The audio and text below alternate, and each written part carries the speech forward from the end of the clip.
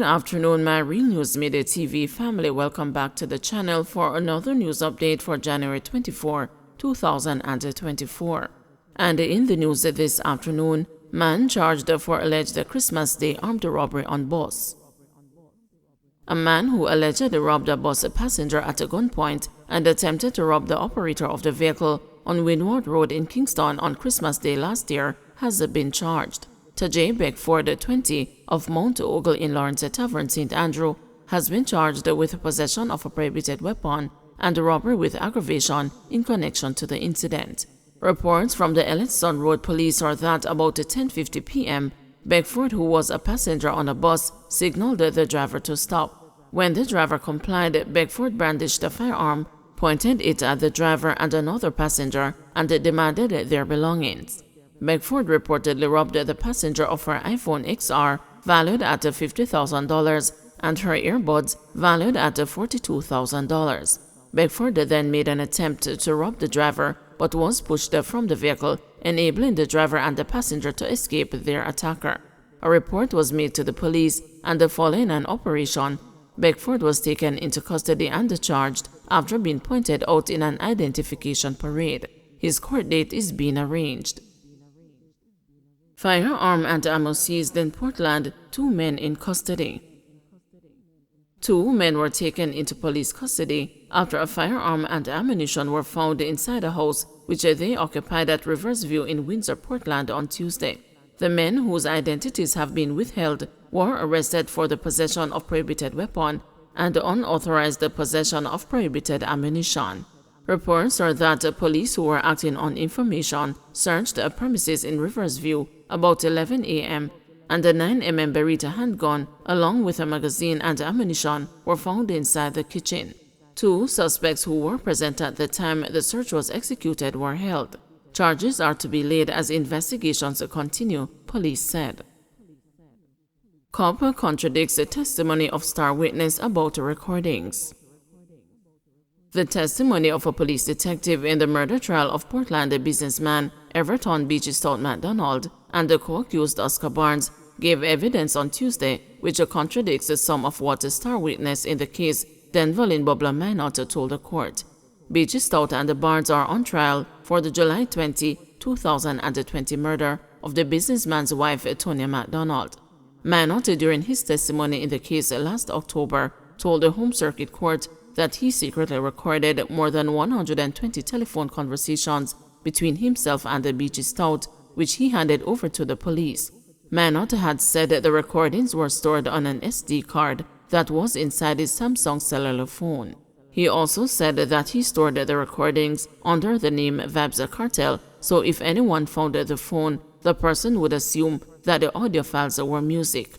However, on Tuesday, the detective constable from the Communication Forensics and the Cybercrime Division, who examined the Minot's phone and the contents of the SD card, told the court that there were less than 40 audio recordings on the device. Also, he said the file names the audio was stored under did not include the words Vibes Cartel. I extracted call logs, phone application data, instant messages, pictures, audio, and some database files. On Friday, October 9, 2020, data was exported from the microSD card containing about 38 audio files labeled with file names SIM1 with dates and times. It suggested to me that they were recordings made through communication with a SIM card that was primary to the phone. The data was burned to a DVD and labeled, the detective constable told the court.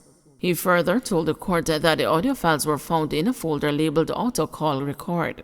The recordings, certain images, and the information on 3 user accounts allegedly belonging to Denverlin Minot, which were found on the phone, became a part of the file that was prepared for the case. 3 copies of the DVD were handed over to the registry along with a forensic report.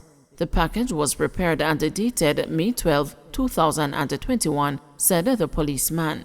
The star witness Minot had claimed during his testimony last year that he secretly recorded telephone conversations between himself and the Beachy Stout. He further claimed that his motivation for doing this was because the businessman had contracted him to kill his wife for a sum of $3 million. However, he alleged that he subcontracted the murder to Oscar Barnes, who he claimed committed the actual killing. According to Minot, he had promised to give the money to Barnes if he completed the hit successfully. He claimed in court that after Tonya was killed, B.G. Stout was not forthcoming with the funds. He also alleged that Barnes was upset that he had received no money and was being pressing. Due to these factors and more, Minot said he decided to tape phone conversations he had with B.G. Stout. When Minot was arrested, he confessed to his role as a contractor in the killing and subsequently received a 19-year prison sentence for his involvement. Minot took a deal and agreed to become state witness and give evidence against the B.G. Stout and the Barnes. Today, when the trial resumes, some of the highly anticipated recordings will be played in open court for the 7-member jury to hear. Labor Ministry warns of another farm worker scam.